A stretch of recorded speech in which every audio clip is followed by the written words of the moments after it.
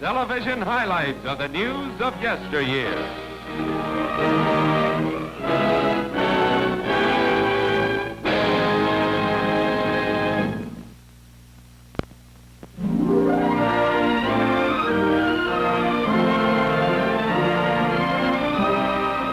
Dramatic recognition of the fathers of flying, the Wright brothers. Kitty Hawk, North Carolina, December 17, 1928. Secretary of War Davis lays the cornerstone commemorating both Wilbur and Orville Wright, first men to build and fly a powered plane. Here, Senator Bingham, on behalf of the National Aeronautical Association, unveils a monument to the Wright brothers at the scene of their first flight 25 years before. In 1900, the two Wright boys, filled with a fervor that was to become evident in their tireless early experiments, built their first glider. But their dreams were of a ship that could fly under its own power, and here it is. The Wright brothers' original plane, the Kitty Hawk, photographed in 1908 in a reenactment of its historic first flight 5 years previous. Rolling for a takeoff down a 60-foot track, the four-cylinder engine generated only 12 horsepower, but it flew, something no other motored machine had ever done. It had no wheels, just skiffs, but it needed no wheels. It made 4 flights that epical day, the longest of which was only 852 feet.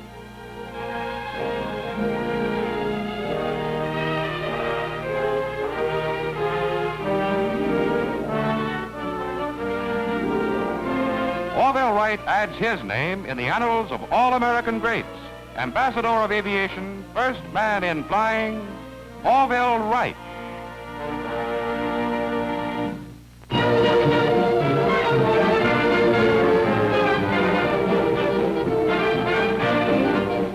It's 1925 and the Charleston Dance is sweeping the country. At New York City's Roseland Ballroom, there's a Charleston Marathon going on, and the rhythm of the city takes on a brand new tempo. John Joria, who broke the record of 17 hours, 56 minutes. In Chicago, the Windy City rocks to the 1-2, 1-2 offbeat. They said the dance was dying, but it isn't the Charleston that's on its last legs, it's these dancers.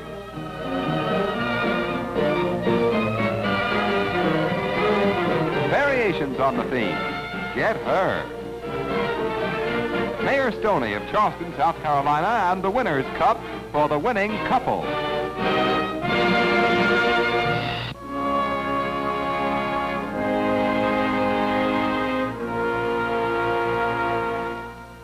(1922), and the world waits for word of Pope Benedictus XV, seriously ill. Outside St. Peter's Church in Rome, all eyes are on the apartment where His Holiness lies.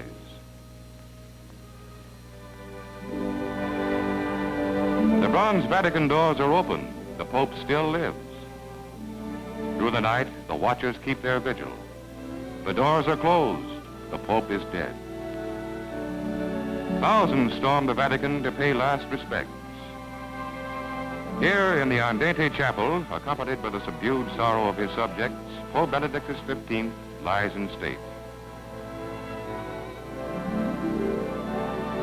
Then announcement of a new Pope and coronation of Pope Pius XI, whose first official act is to bestow blessing on the crowd which hails the new head of the church.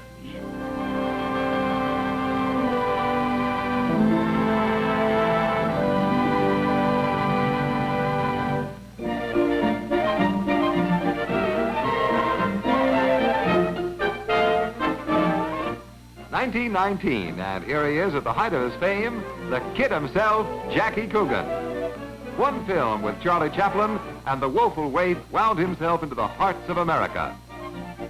In Los Angeles, Jackie gets a royal reception, and a little child shall lead them. It's 1920, and William Jennings Bryan, who ran for president first in 1896, attends the Democratic Jackson Day dinner. Fellow Democrats, Assistant Secretary of State Long and Speaker Champ Clark. Bryan, 3 times a candidate, never a president. The liner Majestic docks and the Yankee Doodle Dandy comes home. George M. Cohan, actor, songwriter, and playwright, comes back from over there.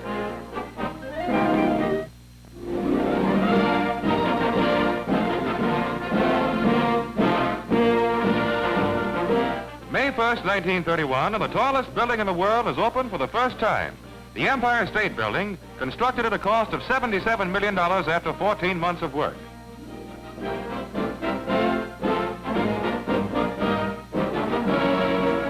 Franklin Delano Roosevelt, then governor of New York State, and Alfred E. Smith, president of the Empire State Company, arrived for the opening. In addition to Smith and Roosevelt, the Democrats Herbert Lehman and his wife were present, as well as the two grandchildren of Alfred E. Smith. It is the children who have been selected to cut the ribbons that will mark the official opening of the 102-story office building. Mr. and Mrs. Al Smith await the ceremonial snipping. And there it is. It's open for business.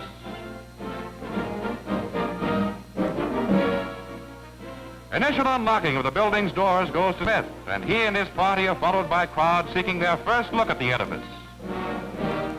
Interior view of the foyer in the greater city's greatest building.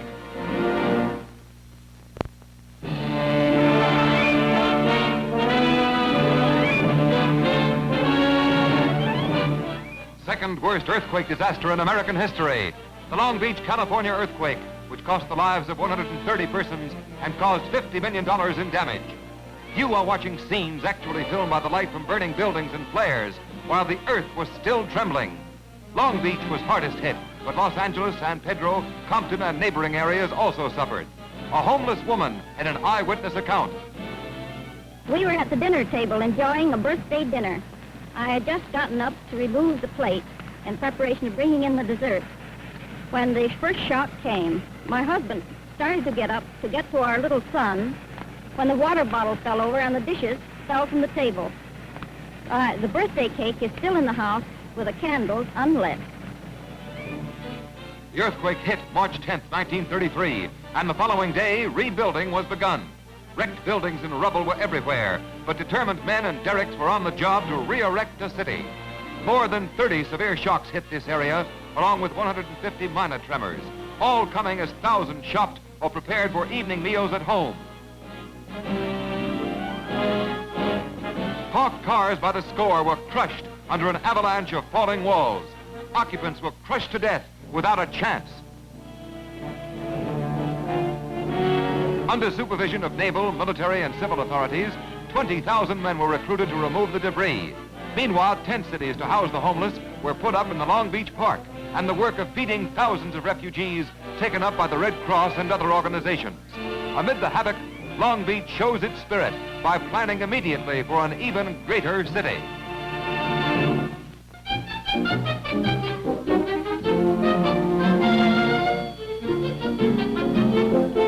New York City in 1929, and students of design show their best effort.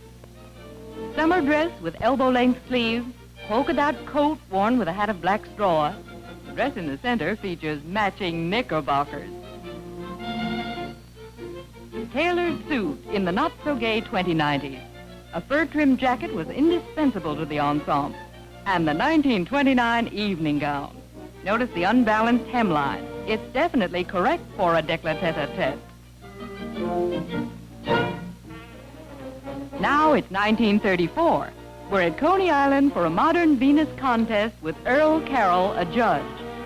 Bathing suits are of jersey, and the trend is towards more girl than suit. The judges go to work. Earl Carroll takes some vital statistics and selects the winner, Miss Modern Venus of Coney Island.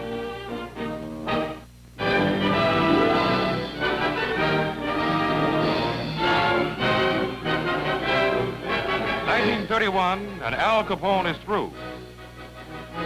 Facing trial on income tax evasion, Al Capone finds an aroused government ready to put him behind bars.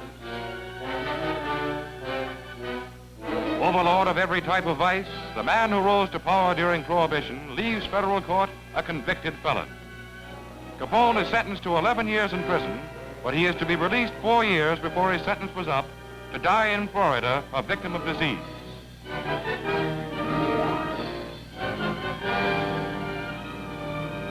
Judge Wilkerson, who sentenced public enemy number one.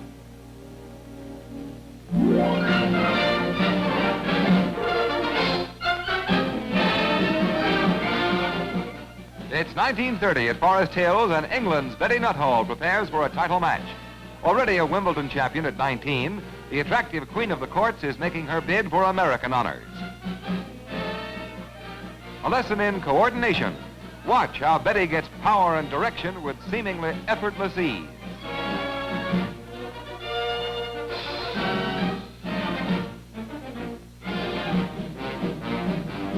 But now here she is in action against Mrs. L.A. Hopper. American National Championship is at stake, and Betty takes the first set 6-1. Mrs. Hopper fights back, but the second set and match goes to Betty Nuthall, who puts that one away for the clincher 6-4.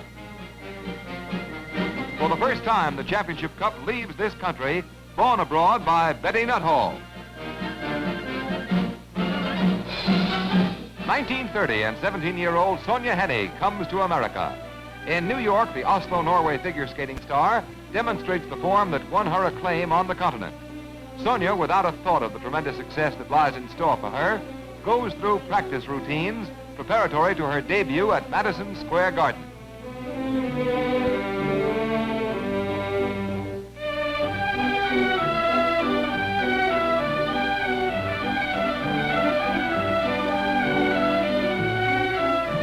And here she is, competing for the international figure skating crown. Signed for pictures after winning the event for the fourth time, this was Sonja Henie in 1930.